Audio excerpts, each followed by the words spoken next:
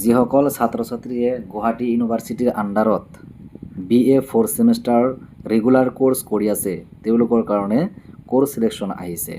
সেইটো কৰিবৰ কাৰণে কেনেকৈ কৰিব লাগিব মই দেখাই আছোঁ। যিকোনো ৱেবছাইটত যাই স্মাৰ্ট পৰ্টেল বুলি সাৰ্চ কৰাৰ পিছত এনেকুৱা অপশ্যন আহিব।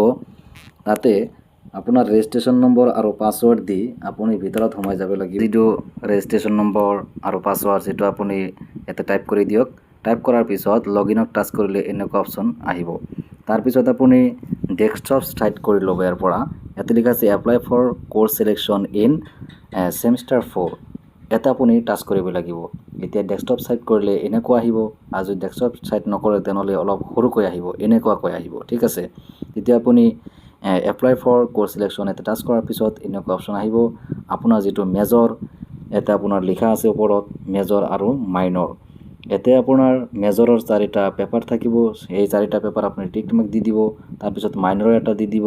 তাৰপিছত আপোনাৰ যিটো AEC আছে ইংলিছ আৰু এছামিজ আৰু ক'ৰবাত হিন্দীও থাকে।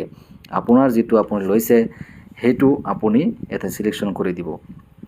যেটো আপুনি সেশনাল এক্সাম দিছে সেই এক্সামৰ অনুযায়ী আপুনি সিলেকশ্যন কৰি দিব। আৰু ইয়াতে এনেকুৱাকৈ সিলেকশ্যন দি আপুনি ইয়াতে সাবমিট মাৰি দিব।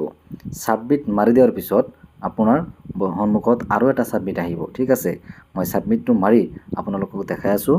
এই চাইছে না আপুনি এটা সাবমিট মাৰি দিলে আপোনালোকৰ সন্মুখত এনেকুৱা এটা পপআপ আহিব। পপআপ হোৱাৰ পিছত অ'কে মাৰি দিব। অ'কে মাৰি দিয়াৰ পিছত আপোনাৰ তলৰ সাইডত চাব এইকেইটা সব এড হৈ গৈছে। আৰু ওপৰৰ সাইডত ক্লিক হাৰ লেখা আছে ওপৰত দেখা পাইছে না। এটা টাচ কৰাৰ পিছত এই ওপৰৰ এই প্ৰিণ্টত টাচ কৰি দিব। টাচ কৰি দিয়াৰ পিছত কৰ্নাৰত আপোনালোকে এনেকুৱা অপশ্যন আহি যাব। এইটো কলেজত সাবমিট কৰিব লাগিব, এইটো কলেজত জমা দিব লাগিব। এইটো আপুনি সেভ কৰি ল'ব। এনেকৈ সেভ কৰি আপুনি নিজৰ কম্পিউটাৰৰ পৰা ওলাই আপুনি জমা দিব।